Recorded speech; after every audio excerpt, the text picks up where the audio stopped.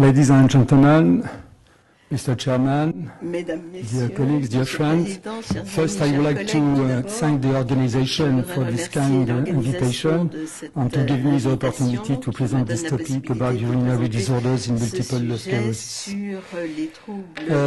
This is a conventional slide about my conflict of interest. You can see on this slide that I have some personal conflicts, but also some institutional conflicts.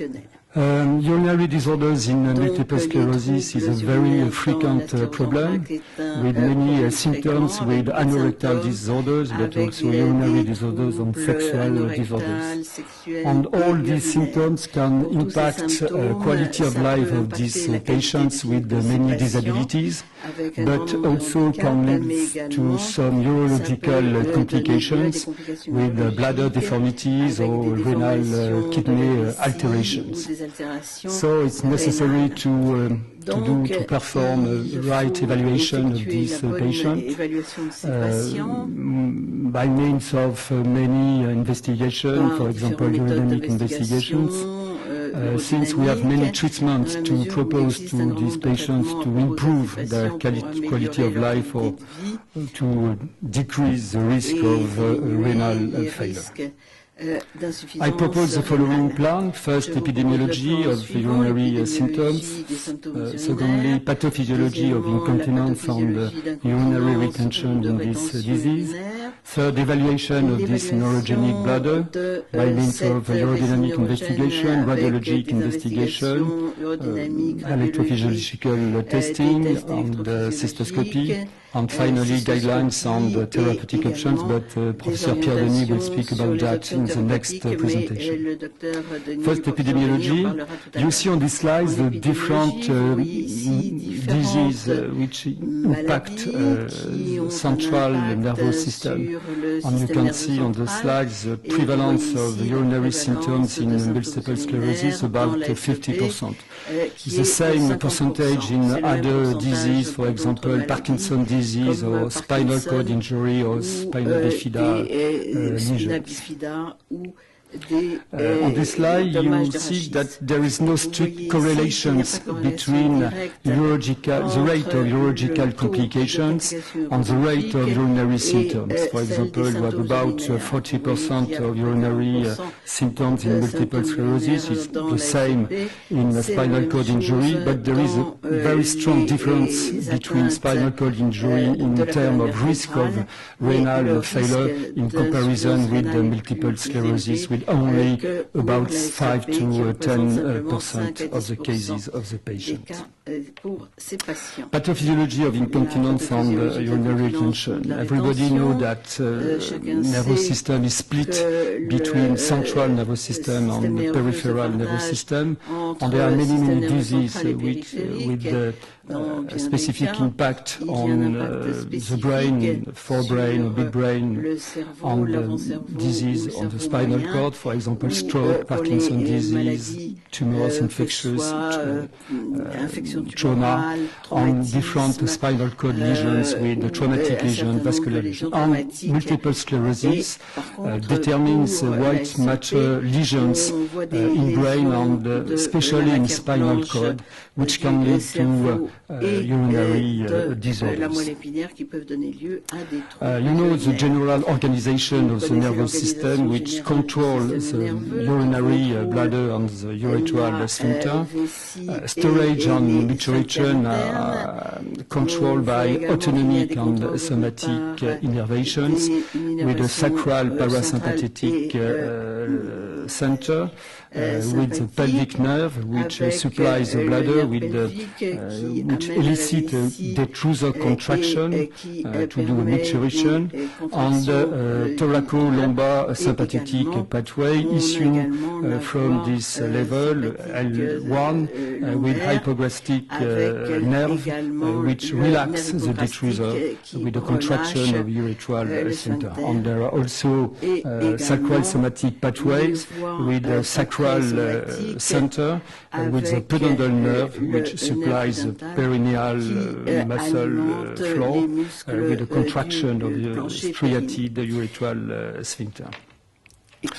Many reflexes control the storage phase on the maturation. Urine storage is dependent on the spinal reflexes. The efferent pathway has a somatic nerve with a contraction of the external striated sphincter, and the sympathetic nerve with an internal sphincter contraction and the inhibition of the detrusor contraction.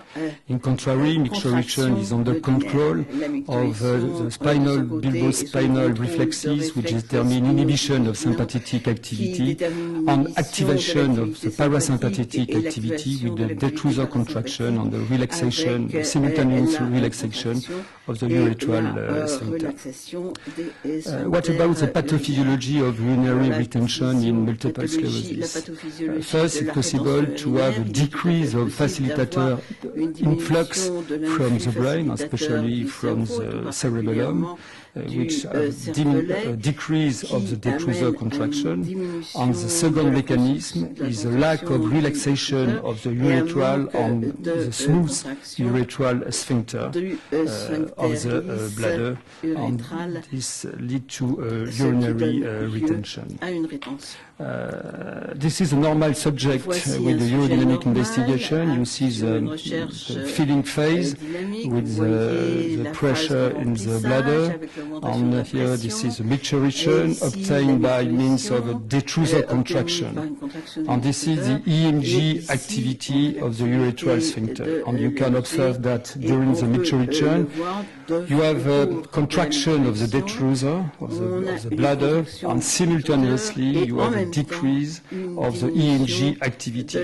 Micturition is possible without any high pressure into the bladder, into the detrusor. In contrary, in this multiple sclerosis patient, you can observe some uninhibited detrusor contraction, but during micturition obtained by means of this detrusor contraction, you have not a relaxation of the EMG activity of the urethral sphincter, but an increase of this activity. This is real, in fact, a real obstruction of the muscle of the urethral sphincter.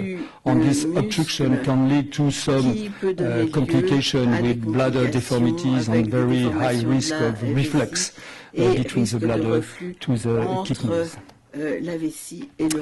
So pathophysiology of bladder overactivity. First, there is a suppression of inhibitor influx arising from the brainstem.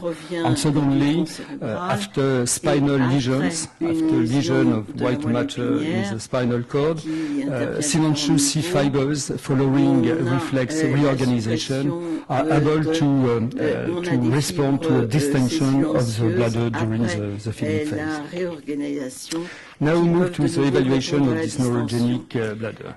There are numerous and various symptoms, urinary symptoms in multiple sclerosis, and particularly overactive bladder, which is defined by urgency, but also frequency, nocturia, and naturally urge incontinence. But these symptoms are often associated with other symptoms, for example, anorectal disorders, constipation, fecal stool impaction, or fecal incontinence, and naturally sexual disorders. You can see on this slide the prevalence of overactive bladder, symptoms of overactive bladder in multiple sclerosis patients, about 70% of urgency, about 50% of frequency and urge incontinence, and the retention, the voiding dysfunction with difficulty to void, with necessity to push to void, to empty the bladder, have a prevalence about 30%. But in fact, in many cases, voiding dysfunction is associated to overactive bladder, which is complex to treat with necessity to treat both overactive bladder and both urinary retention. And sometimes the treatment to decrease overactive bladder and overactive detrusor can lead to increase voiding dysfunction. Neurologic examination of perineal area, in fact, not really necessary in multiple sclerosis patients. It's possible to study the sensation of perineal area. It's possible to study anal tone to verify if there is an increased tone of spasticity of the anal sphincter. It's possible to study bulbocavernosus reflex, bulboanal reflex, but in fact it's not really interesting. It's interesting when we have symptoms which reveal the pathology, but in unknown multiple sclerosis patients it's not really necessary.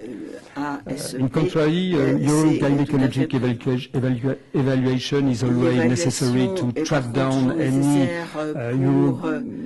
urogynecology condition which can be associated with the neurogenic condition, since this lesion can impact neurogenic bladder and modify the compartment of the bladder and the sphincter. So it's necessary to eliminate bladder prostate hypertrophy or prostate cancer, but in fact this pathology is not really seen in these patients, since multiple sclerosis is a disease of young people, and this is not the age of BPH or cancer of prostate. Sometimes it's necessary to perform cystoscopy to track down any lesion of the mucosa of the bladder, since some treatment used in multiple sclerosis can modify and induce some cystitis into the bladder. It's also important in women to eliminate, to track down some local condition which can impact the control of the bladder and actually dermatologic lesions and actually urinary tract infection. Urogenic investigation is the best tool to precise the pathophysiology of these different urinary symptoms in multiple sclerosis. Everybody knows urodynamic investigation, cystomanometry. It's necessary to put a catheter inside the bladder, and by means of this catheter, by filling the bladder with saline, we can record at every moment, every time, the pressure during this filling phase. This is a normal cystometry. This is in blue the vesical pressure. There is no detrusor contraction. There is a good sensibility of the bladder with need to void, and a good compliance of the bladder. And during this filling phase, you can observe an increase of EMG activity. This is a guarding reflex to avoid any leakage during the filling phase.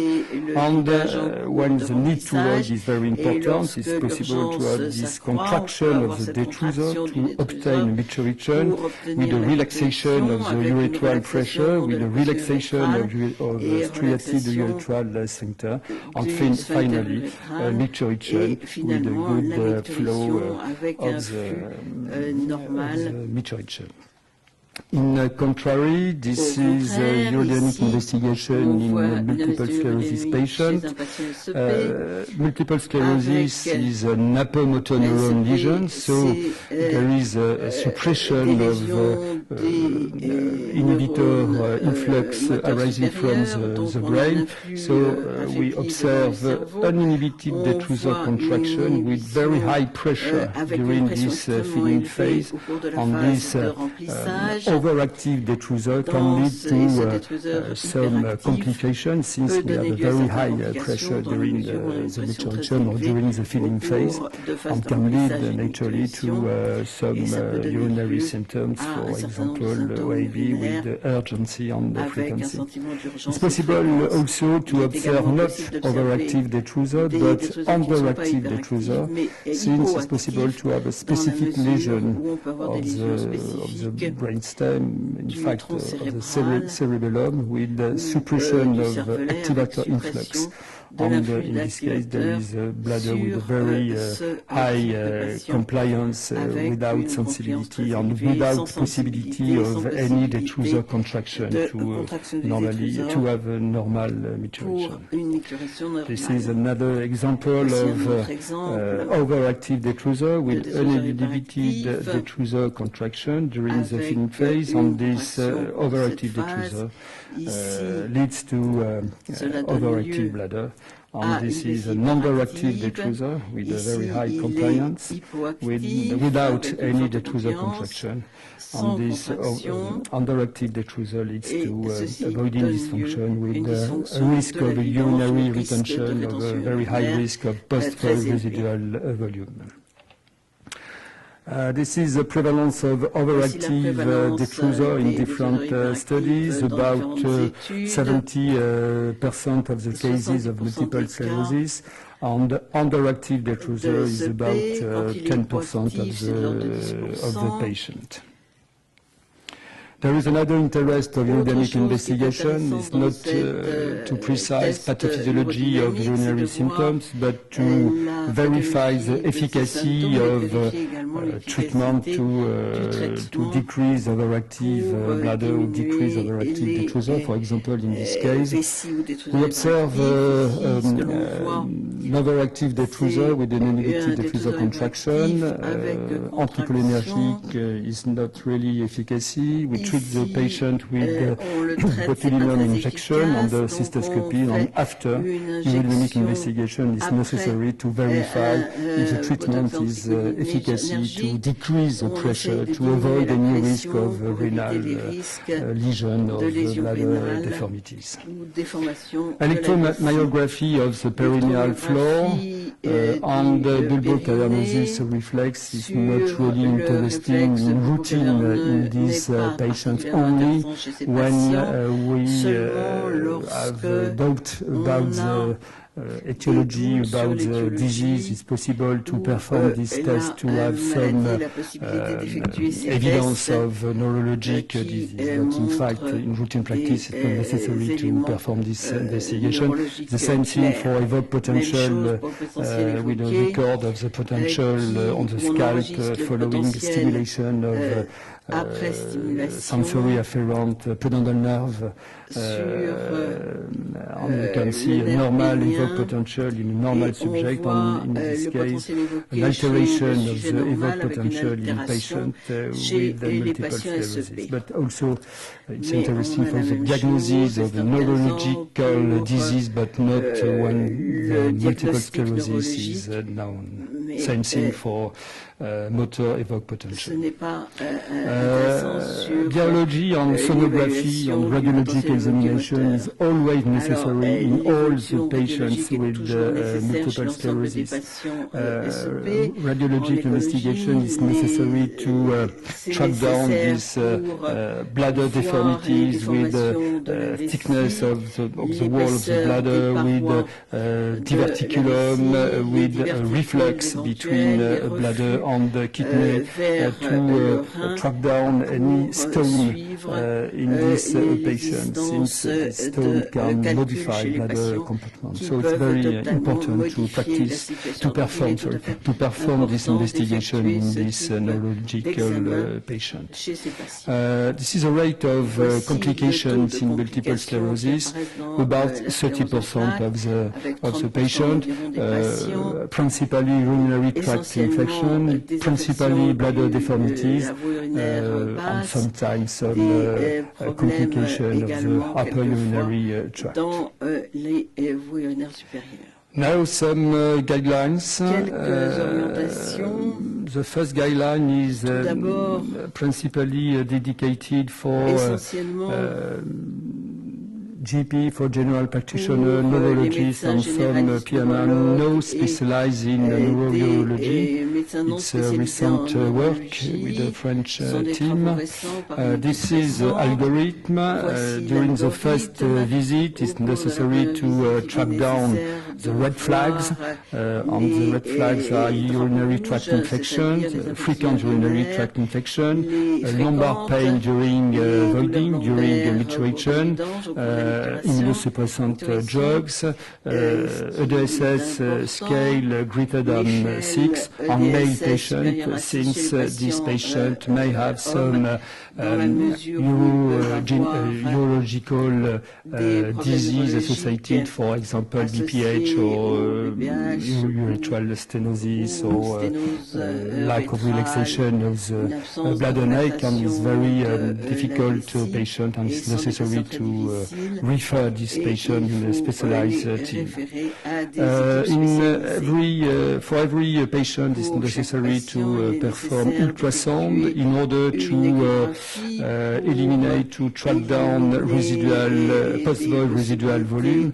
In this case, it's necessary to eliminate some condition, for example, lithiasis or urinary tract infection. And in this case, it's necessary to refer the patient to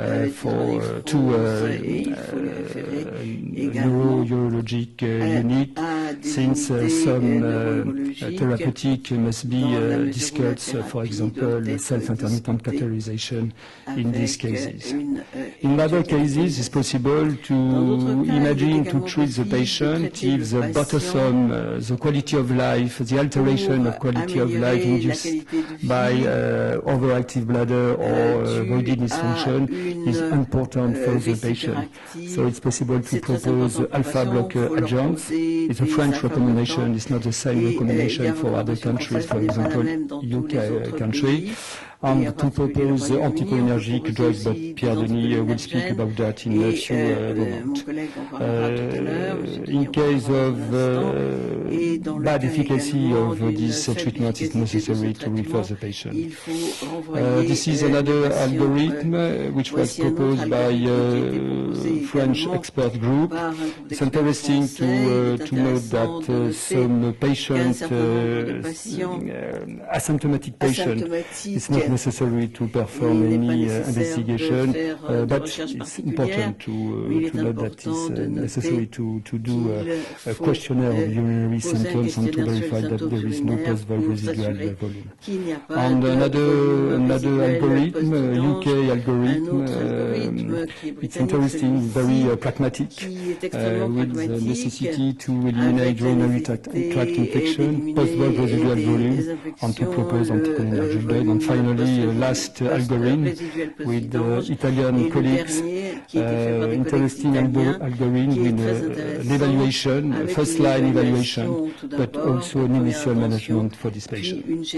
Treatment OAB and treatment retention will be discussed by Pierre in a few moments.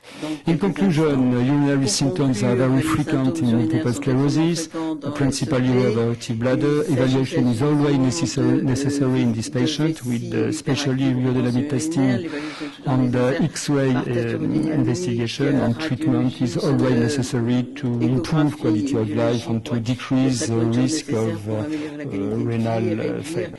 Thank you very much for your attention.